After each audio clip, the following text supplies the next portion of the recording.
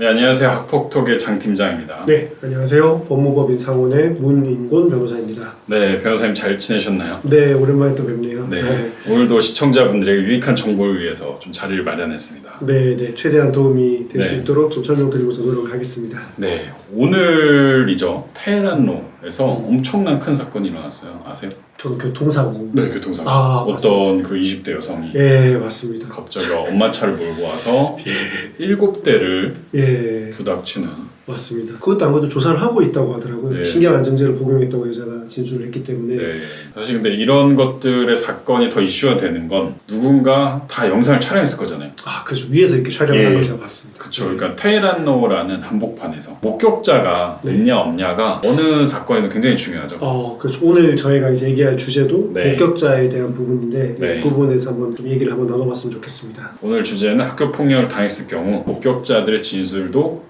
증거로 충분히 인정받을 수 있냐, 이거에 대해서 좀 궁금해하시는 것 같아요. 당연히 이제 증거가 될 수 있다고 말할 수 있고, 네. 이제 증거라 하면 일반적으로 이제 물적 증거랑 이제 인적 증거로 나누게 됩니다. 물적 증거는 뭐 아시다시피 CCTV라든지 네. 실제로 가해에 사용된 도구라든지 아니면 이제 일기장 네. 등이 이제 있을 수가 있고, 인적 증거로는 주로 이제 목격자의 진술이 있는 경우 이제 증거가 될 수 있습니다. 목격자의 진술이 좀 이제 증거로 쓰이기 위해서 꼭 목격자가 진술을 학폭에 나가서 약간 영화처럼 해야 되냐? 이 질문도 가끔씩 하더라고요. 예. 실제 그 사람을 섭외를 좀 해와야 되냐. 그 사람이 와서 진술하는 게 되게 좀 어려울 민망하죠. 수도 있고, 예. 그렇죠. 불편할 수 있죠. 왜냐하면 이제 중립적인 입장에서 원래 있다가 진술해야 되는 상황이 있을 수도 있기 때문에 이런 부분 질문을 많이 주시는데, 물론 이제 목격자가 직접 출석해서 보고 들은 사실을 진술한다면 가장 강력한 증거가 될 수 있습니다. 하지만 이제 목격자를 굳이 이제 직접 진술시켜야 될 정도로 진술에 뭐 허위의 여지가 없다면 네. 목격자의 진술을 적거나 이제 녹음했던 녹취 파일 같은 것들이 증거가 될 수 있습니다. 그래서 뭐 국정감사 이런 데 보면은 모셔오는 증인도 있지만 맞습니다. 녹취록을 틀어서 그렇죠. 네. 실제로 화면을 그렇게 띄우게 되죠. 녹취에 대한 부분들을. 네. 그럼 이제 초보자분들 같은 경우는 진술을 받을 때 좀 실수할 수도 있잖아요. 그렇죠. 굉장히 또 중요한 질문을 하셨는데, 피해 학생 측에서도 네. 이제 똑같이 적용되는 것이지만 목격자의 진술 역시 구체적이고 일관성이 존재해야지 이제 신빙성이 있는 증거로 이제 판단이 될 수 있습니다. 쉽게 말해서 육하원칙에 입각해서 진술을 해야 된다는 것을 말합니다.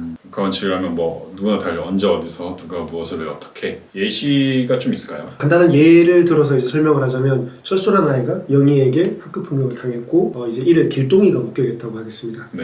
학교 폭력으로 인한 피해를 입은 직후에 이제 철수는 길동이에게 목격 진술을 받고자 하겠죠. 네. 그날 있었던 일을 말해달라라든지 메시지를 보내달라라고 부탁한다면, 길동이는 이제 아마 영희가 철수한테 뭐 뺨을 한 차례 때렸다, 아파 보였다 네. 등의 이제 말 정도만 해줄 수 있을 겁니다. 근데 이러한 진술은 구체적이지도 않고 피해를 밝히는데 큰 도움이 되지 못할 수가 있습니다. 그래서 아까 말씀하셨다시피 언제 어디에서 뭐 영희가 철수에게 어떻게 무엇을 왜 등의 이제 내용이 담긴 진술이 더 피해 사실에 대한 증명력을 높일 수 있는 것이죠. 근데 사실 그 학교 폭력을 다 처음 당하는 입장에서 네, 이 증거를 친구들끼리 수집할 수는 또 없잖아요. 그렇죠. 아무래도 네. 아시다시피 피해 학생의 부모님께서 이제 이런 증거들에 대해서 먼저 피해 학생에 대해서 물어본 뒤에 실제로 그 옆에 누가 있었냐, 거기 이제 있었던 사람들 중에 누가 이제 너랑 또 친하냐, 이제 이런 것들을 많이 물어보시겠죠. 근데 그 분위기도 강압적이면 안 되잖아요, 사실은.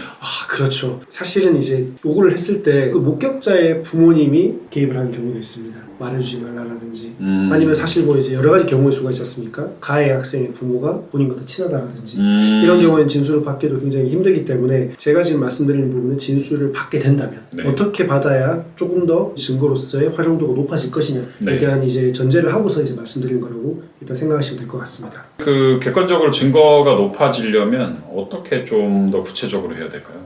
사실 앞서 말씀드렸다시피 목격한 학생은 사건의 당사자가 아닙니다. 네네. 그렇기 때문에 뭔가 이제 자발적이고 구체적인 진술을 기대하는 것은 어렵습니다. 따라서 이제 문자 또는 구두로 이제 피해 학생 측이 질문을 하더라도 육하원칙에 따른 기재사항이 모두 포함될 수 있도록 질문을 좀 나누어서 정확히 진술을 요구를 하는 게 필요할 것 같습니다. 뭐 예를 들면은 뭐 장황하게 다 물어보지 말고 네. 짧게 네. 아까 전에 예시를 이제 그대로 좀 접목을 해보자면, 네. 이제 저라면 그렇게 할 것 같습니다. 길동이가 단순히 이제 영희가 철수를 때리는 것을 봤다라는 취지로만 얘기를 한다면, 그랬구나. 그때가 네. 언제였니? 네. 그때 철수가 뭘 하고 있었니? 왜 영희가 그랬니? 철수가 그 전에 무슨 잘못이라도 했었니? 철수가 뺨을 맞고는 많이 부끄러워하거나 이랬을 건데 그때 어떻게 했었니? 비교적 목격한 학생의 기억이 좀 선명한 시기, 기억은 이제 희석되기 마련이기 보니까 그렇죠.